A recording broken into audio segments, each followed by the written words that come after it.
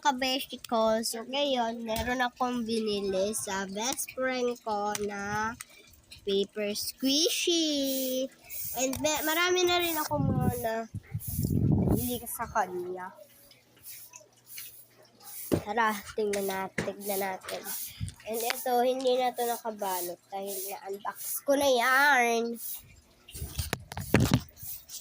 Yan. Hindi na ako nag-video na unbox ako nito. Itong lalagyanan hindi ito kasama. Sa tray, yung itong lalagyanan nung nag-trade, yung itong lalagyanan sa trading yan. Trading. Kaya meron ako nabili.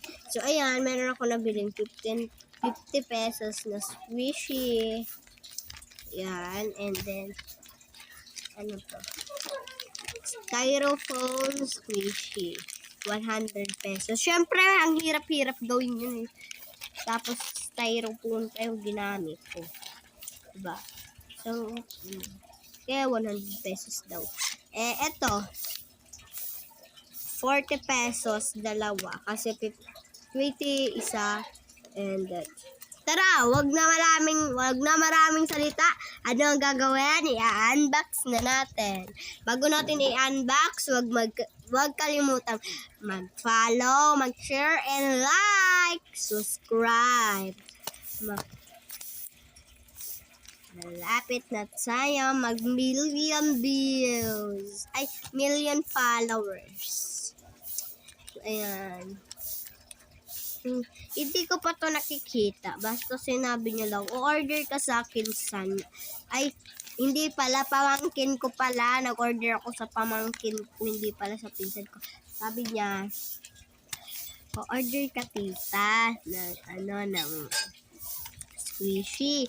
Paper squishy. Na natag 20 pesos. Sabi ko, sige ba? Basta maganda.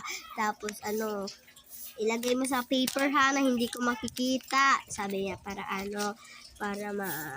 blind box, sabi ko. Sabi niya, sige. So ngayon, buksan na natin. 2 piraso to. Kaya mo na unang titingin. May prices daw to eh. Iwan ko. May prices daw to. Kung totoo. Ayan Isa ay! 2. So, ayan. Nasiro. Gagamitin ko sana. Tara, tapon na lang natin.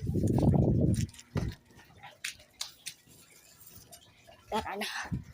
So, ito yung nakuha ko. Ayan.